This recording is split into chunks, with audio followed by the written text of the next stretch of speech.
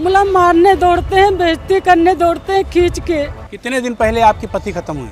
आज 5 साल के ज़्यादा हो गए हैं। अच्छा। हाँ, तो बच्चे छोटे छोटे थे, इतने इतने हम लेके चले गए, अब बच्चे इतने इतने हो गए, लड़कियां हैं, सब है।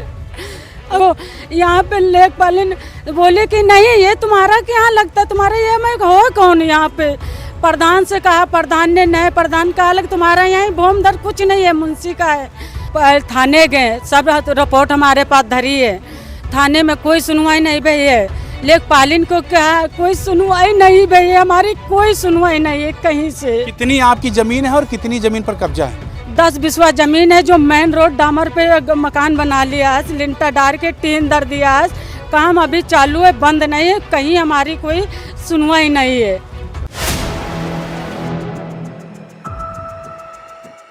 माता जी, क्या नाम है आपका और कहाँ की रहने वाली हैं और क्या समस्या है, किस लिए आज आप हसनगंज तहसील आई हुई हैं?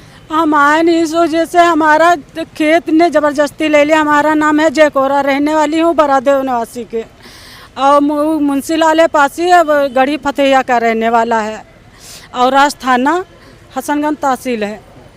और जो वहाँ पे हम जाते हैं गंदे संदे सवाल करते हैं, हाथ उठाते हैं, मारने के लिए कहते हैं तुम्हारे हम गोली मार देंगे, और जो जाओगे पास तो तुम्हारे देंगे। और जूठन धो धो के सर हम पैसे लाए, कहीं की गुजारा नहीं है, बच्चे छोटे छोटे हैं इतने। और वहाँ पे हम लड़कियों दंगे सब हमारे पर बेइज्जती करते हैं, गाड़ा लगवाते हैं, भेजे हैं हमारे घर पे, हम जंगल में पड़ते हैं, इधर उधर भाग भाग के, कहीं गुजारा नहीं है।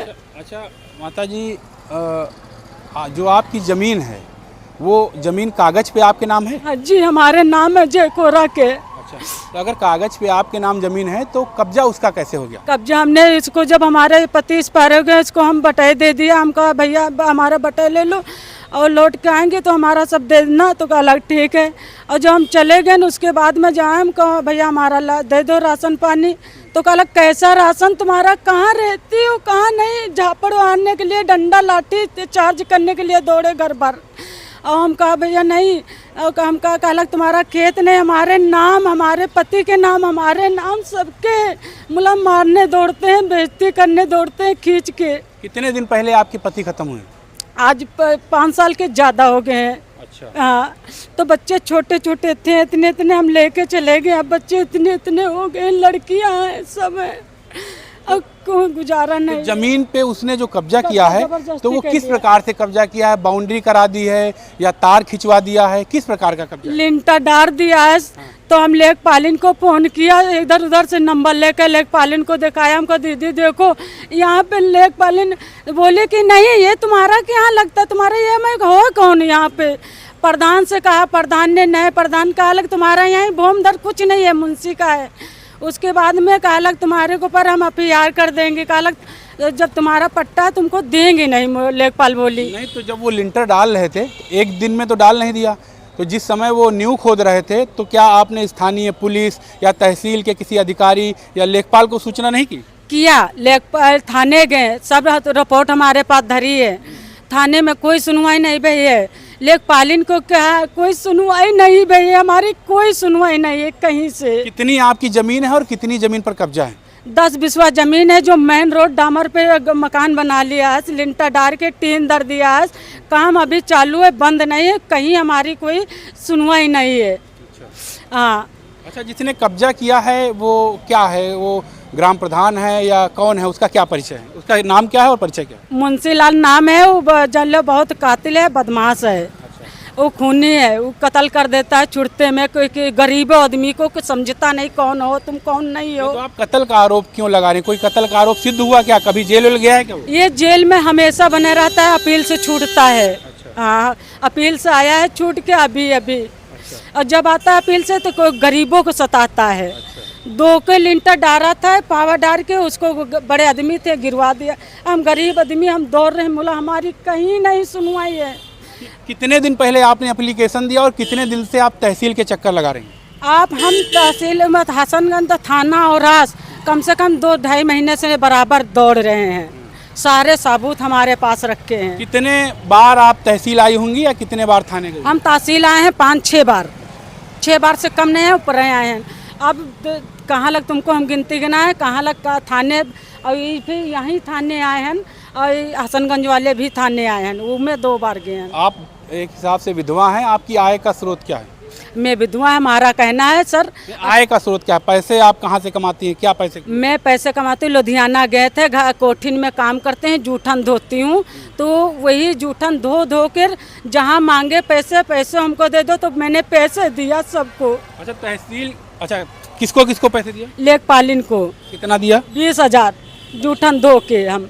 अच्छा, और कोई सुनवाई नहीं, लिया हमारे पैसे, मतलब काम किया उनको, मेरी खेती और बनवा दिया जबरदस्ती उनको। अच्छा, इस पूरे आपको यहाँ तहसील में आने में, थाने में जाने में, इस पूरे उसमें कितना रुपया आपका खर्चा हो गया होगा? रुपया हमारा जब हम लेके आए थे 60,000 में 1 रुपया नहीं रह गया है। कितने दिन में 60,000 कमाए थे? 60,000 कमाने में कितना समय लग गया था? मैं कमा रही हूँ, मेरे बच्चे कमा रहे हैं, हम कमा रहे हैं। हम ये कह रहे हैं कितना समय लग गया था आपको 60,000 रुपये से? आप जूठन धोती हैं तो 60,000 कमाने में आपको कितना समय लग गया था? 60,000 6-7 महीने तो लग जाएगा।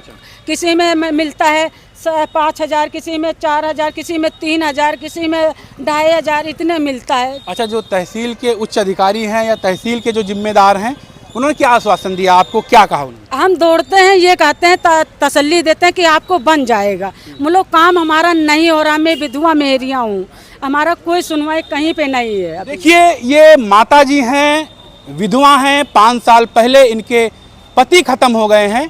इनका नंबर है, दाखिल खारिज नंबर है, इन्होंने किसी को बटाई दिया था, उसने उस पर घर बना लिया, या घर अभी बन रहा है, निर्माण कार्य चल रहा है।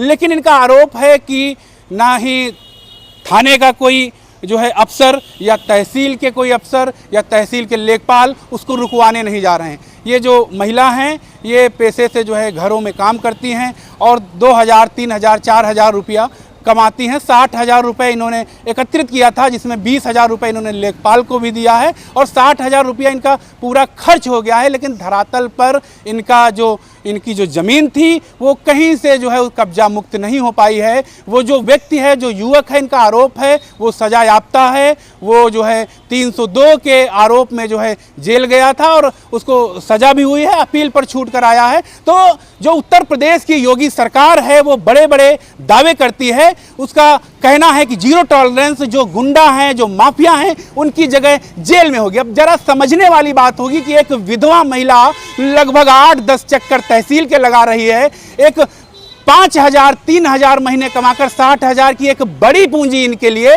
जो वो भी खर्च कर चुकी हैं, लेकिन न्याय की कहीं इनको उम्मीद नहीं दिख रही है।